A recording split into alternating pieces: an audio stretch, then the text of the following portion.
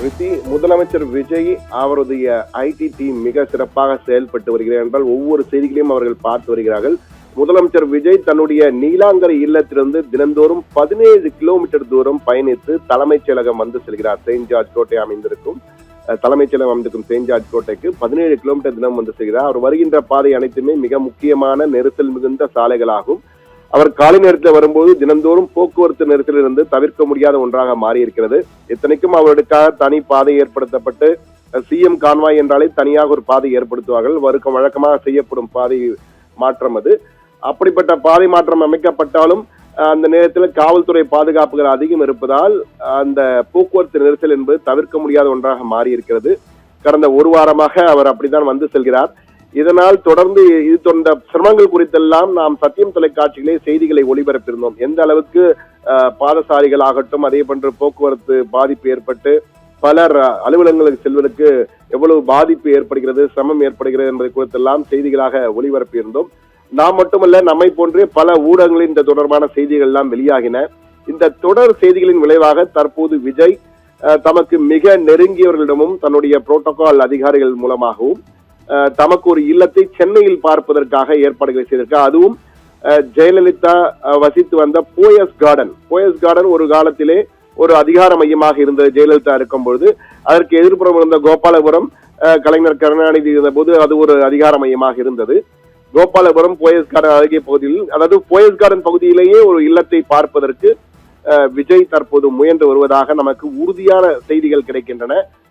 போயஸ் கார்டனில் ஏற்கனவே ஜெயலலிதா மட்டும் இல்ல, சசிகலா இருக்கிறார், ரஜினிகாந்த், சூப்பர் ஸ்டார் ரஜினிகாந்த் வசிக்கிறார், பிரபல நடிகர் தனுஷ் இருக்கிறார், நயன்தாரா, பிரபல நடிகை நயன்தாரா விக்னேஷ் சிவன் அவர்கள் ஜோடி, அந்த நட்சத்திர ஜோடி அங்குதான் வசிக்கிறார்கள். அதே போன்று நடிகர் சந்தானம், கிரிக்கெட் வீரர், பிரபல கிரிக்கெட் தினேஷ் கார்த்திக், பிரபல தொழிலதிபர்கள் பலருடைய இல்லம் இருக்கு. இந்திரா நூயி, பெப்சிகோவின் முன்னாள் தலைவராக இருந்த இந்திரா நூயி போன்றவரின் இல்லம் எல்லாம் இருக்கிறது. அமைச்சர் ஆதவர்ஜுனாவின் ஒரு இல்லமும் அந்த இடத்திலே இருக்கிறது.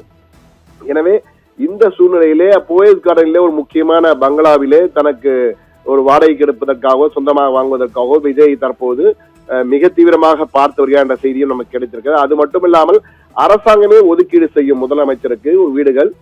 பொதுவாக கிரீன்வேஸ் சாலை என்ற ராஜா அண்ணாமலைபுரத்தில் உள்ள கிரீன்வேஸ் சாலை பசுமை வழி சாலை என்று நாம் குறிப்பிடுவோம். ஆனால் அது அதிகாரப்பூர்வமான சாலை என்பது PS குமாரசாமி ராஜா சாலை என்றுதான் அழைப்பார்கள்.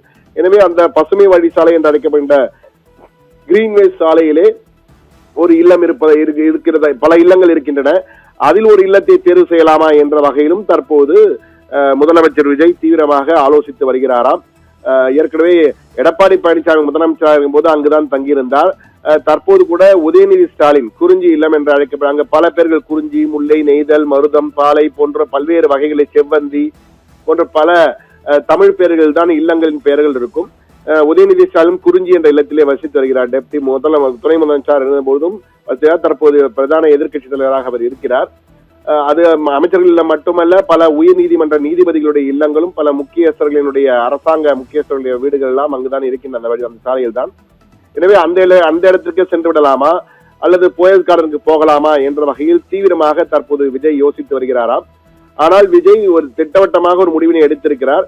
நீலாங்கரையிலிருந்து தினம் வந்து செல்வது என்பது மிக மிக கடினமாக இருக்கிறது என்ற வகையிலே சிலர் ஒரு ஆலோசனையும் கொடுத்திருக்கிறார்கள். நீங்கள் சென்டிமெண்டாக நீங்கள் அந்த இடத்தை விட்டு மாற வேண்டாம், நீலாங்கரையிலிருந்தே வந்து செல்லுங்கள், ஹெலிபேட் போன்று அமைத்துக் கொள்வோம், நீங்கள் நேரடியாக இங்கு கடற்படையினுடைய ஹெலிகாப்டர் தளம் இருக்கிறது, அங்கு வந்து இறங்கி அங்கிருந்து நாம் செல்வதற்கேற்ப வழி ஏற்பாடு செய்யலாம், நீலாங்கரையில் ஒரு ஹெலிபேட் அமைத்து விடலாம் என்றெல்லாம் கூறியிருக்கிறார்கள். ஆனால் விஜய் அதெல்லாம் வேண்டாம், தற்போதைக்கு போயஸ் கார்டன் அல்லது கிரீன்வேஸ் சாலையிலே ஒரு வீடினை பார்ப்போம், அங்கு செல்வோம், வாஸ்துக்கு ஏற்ப ஒரு வீடினை பார்க்கும்படி உத்தரவிட்டிருக்க. அதற்கேற்ப தற்போது தீவிரமான நடவடிக்கைகள் எடுக்கப்பட்டு வருகின்றன. இன்னும் ஒரு மாதத்திற்குள்ளாக அவர் வீடு மாறுவதற்கான வாய்ப்புகள், முதலமைச்சர் விஜய் வீடு மாறுவதற்கான வாய்ப்புகள் இருக்கிறது. என்றால் இந்த பொதுமக்கள் சிரமம் ஏற்படுவது நமது செய்திகள் மட்டுமல்ல, பல ஊடகங்களும் செய்திகள் வெளியானது. அதை பார்த்த அவர் தற்பொழுது இந்த நடவடிக்கைக்கு தற்போது பரிந்துரைத்திருப்பதாக நமக்கு உறுதியான தகவல்கள் கிடைக்கின்றன. எனவே முதலமைச்சர் விஜய் வெகு விரைவிலே சென்னை மாநகருக்குள் வரப்போகிறார் என்ற ஒரு செய்தி நமக்கு கிடைத்திருக்கிறது. அங்கிருந்து அவர் தினந்தோறும் தலைமைச் செயலகத்துக்கு வந்து செல்வது எளிதாக இருக்கும். பாதுகாப்பு மட்டுமல்ல, போக்குவரத்து என பல்வேறு வகைகளிலே அது எளிமையாகவும் மற்றவர்களுக்கு சிரமம் இல்லாமல் இருக்கும் என்ற வகையிலும் இந்த திட்டம் குறித்து தற்போது தீவிரமாக ஆலோசித்து வருகிறார்கள். வெகு விரைவிலே அவர் வீடு மாறியவுடன் அந்த செயலாக்கத்திற்கு அவை அனைத்துமே வரும் என்று எதிர்பார்க்கப்படுகிறது. ரித்தி.